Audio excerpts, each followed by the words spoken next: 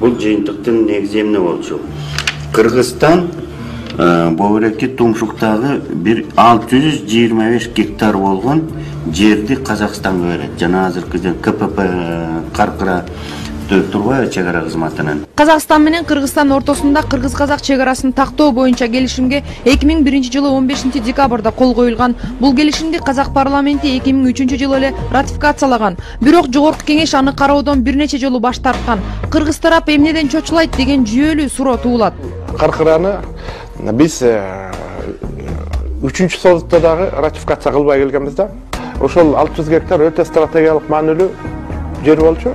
Каркыра баягы Манас эпосундагы айтылган тарыхый маанисинен сырткары ал географиялык, геополитикалык, стратегиялык мааниси анткени ошол 600 гектар менен ары казактар ошо өзөнгө куушка чыккандай мүмкүнчүлүк алышат да. Кыргызстандын кайсы бурчун, кайсы жерин айтпайлы бардыгы тең кооз, бирок ар бир жери өзүнчө өзгөчөлөнүп турат. Мисалы, Ысык көл өзүнүн Керемет көлү жана Каркыра жайлоосу менен кооз болуп эсептелинет. Бул кооздук жөнүндө жада калса Манас эпосунда да айтылып, Көкөтөйдүн ашы өткөн жер делип келет. Бирок эң өкүнүчтүүсү жана кайгылуусу бул кооз жердин көпчүлүк бөлүгү Казакстандык Боордоштукка өтүп кеткендигинде. Мисалы, Каркыра жайлоосундагы Каркыра суусунун ар жак бети Казакстанга караса, бер жак бети Кыргызстандыкы.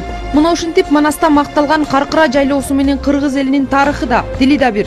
Каркыранын жарымынан көбү Казакстандын аймагында керилип жатат.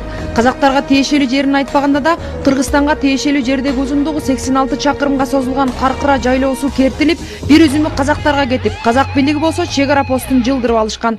Эсеп боюнча 620 гектар өттү деп айтылып атат, бирок мен андан да көп деп ойлойм. Казак тараптан бизге берилди деген жерге ошол убактан бери мен жооп ала алган жокмун. 1200 гектар берилди деген жер, ал берилди деген жер мурун эле биздин Кыргызстан деп эсептелинген, и кыргызстандыктар пайдаланып жүргөн эле жерди айтып атат. Документи өкмөт госактысы бар азыр ал жерде. Совет убагында чогуу мал жайып, кыштап жайлап жүргөн кыргыздар азыр ошол чектен ары өтө албай калышты. Азыр киши да өтпөйт, эчтек өтпөй албады. Мурун ачык кезде бүт эле өтөт, киши деле мал салып бүт эле жүрөт. Малыңарды нары жакка кайтарсыңар да? О, бара берчи бүт эле. Ошентип Адахан Мадумаров башында турган парламенттеги Ак жол партиясы Каркыра жайлоосунун бир бөлүгүн Казакстанга өткөрүп берген. Алар азыр бизге чейин Акаевдин тушунда эле макулдашылган дейт. Бирок серепчилердин айтымында ак жолчуларда деле ал аракеттерге каршы чыгуу укугу жана мүмкүнчүлүгү бар болчу. Бүгүнкү күндө биз хоп, майли деп көкрөбүздү коюп туруп өткөрүп бергенге макул болуп отурабыз. Булга кол коюлган деп атабыз, урматтуу төрага. Кол коюлган деп атабыз, соглашение 2006-жылы.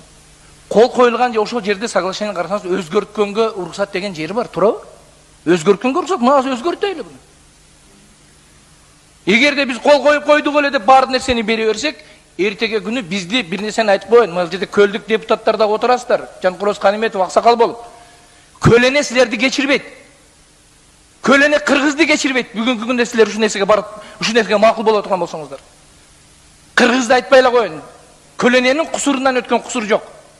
Каркыра маселеси боюнча 2006-жылы чегара маселелери боюнча комиссиянын башчысы Саламат Аламанов жогорку кеңешке келип, мына ушул Каркыра маселесин түшүндүрүп, картаны көргөзүп, ратификациядан өткөрөрдү.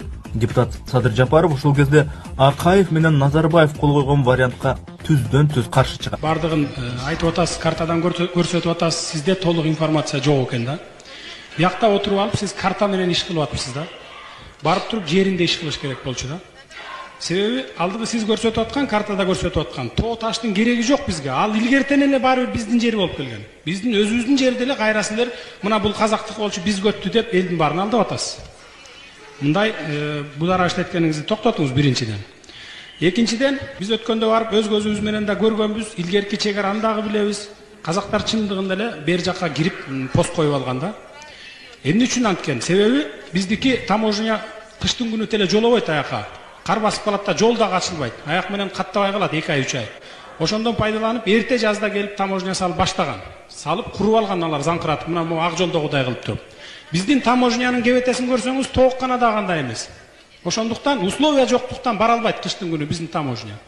Мына биз жердин баарын ошентип алдырып ийгенбиз да.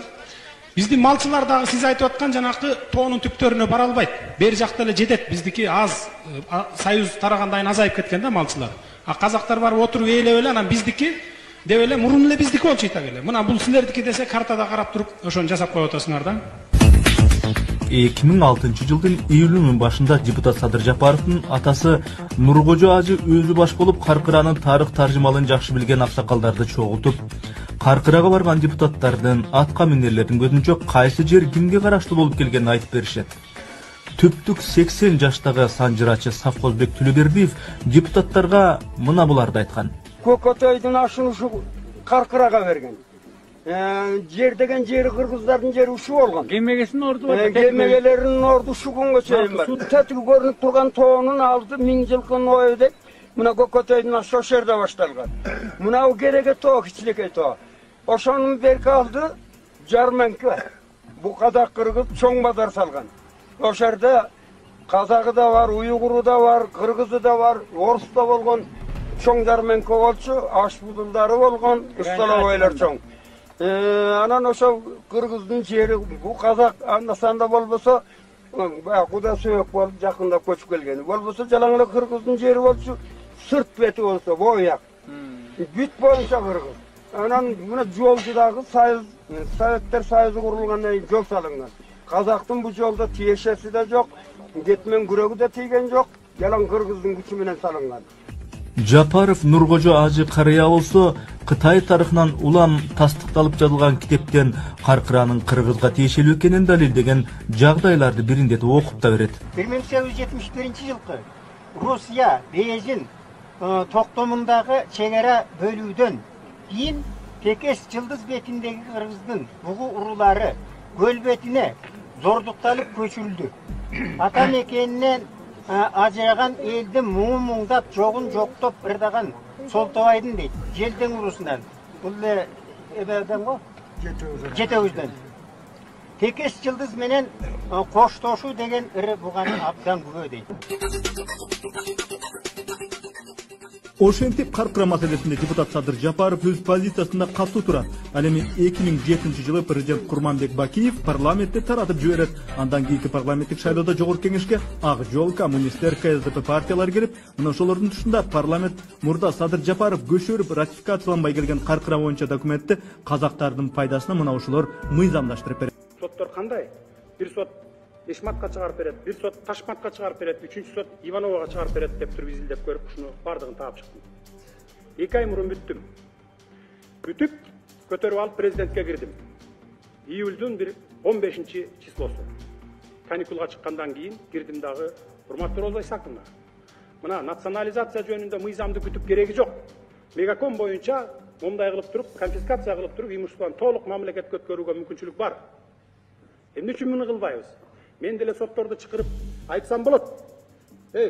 Патриоттулук сезимиңерди ойготкула дагы конфискация кылып мамлекетке бергиле деп айтсам болот. Бирок азыр ушак чыгарат баары тең. Садыр Жапаров сотторду чакырып алып туруп диктовать этип атат деп айтат. Сиз чакырсаңыз, мен катышайын. Алмаз Шаршенович катышсын. Ген прокурорду чакырыңыз, жогорку сотту чакырыңыз. Ушуну алалы. Мамлекетке алып 22 миллиард бюджеттин дефицитин жабалы деп сунуш киргиздим. Президент Роза Исаковна алып калды. Мен изучать этейинчи 1-2 күн андан кийин чалам сага, кабарлашам деп. 3 күн өткөндөн кийин приемныйынан чалды. Байланыштырды президент менен. Президент мага айтты: "Урматтуу Садыр Нуркожоевич, сиздин кагазыңызды мен Каптагаевка бердим, ошо менен иштешиңизчи" деди.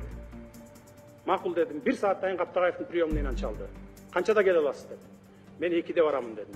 Себеби 1-ден 2-ге чейин Алмаз Шаршенович Атамбаев менен жолугушум бар эди. 1-ден 2-ге чейин Алмаз Шаршенович экөөбүз кабинетинде обед кылдык.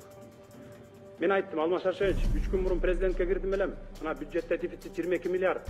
Ошону ушундай жол менен алып койсок болот" деген сунушумду киргиздим президентке. Азыр 2-де барып Каптагаев менен жолугам, ошо менен иште деди десем, ал киши мага ыраазычылыгын айтты. Рахмат, молодец, ушундай жигиттер көп болсо гана бизде. Бирок сотторду көрүнгөн жака бурмалап чечип атпайбы деп. Мен ал кишиге да айттым, ушу президентке ушинтип айттым деп. Саат 2-де Каптагаевка келдим. Экөөбүздүн жолугушуубуз 10-15 мүнөт уланды. Эмне үчүн дегенде мен түшүндүрүп баштаганда эле ал айтты: 51%-ин Максим Бакиев рейдерство кылганда деди. Бул деген сөз кайра кожоюнуна кайтарып беришибиз керек деген сөз. Мен аны менен баягы талашып тартышкан жокмун, чыгып алып кеттим. Барып, ушуга тиешелүү соттордун бардыгын чогулттум. Чогултуп туруп айттым: "Балдар" дедим. патриоттуулук сезимиңерди ойготкула дагы конфискация кылып алгыла. Президентке кирип чыктым, а киши дагы каршы эмес. Только в рамках закона дедим. Биз закондун рамкасынан чыкпайлы дедим. Бардыгы бир добуштан айтышты. Туура деди, бирок бизди кысып атпайбы ал киши деди.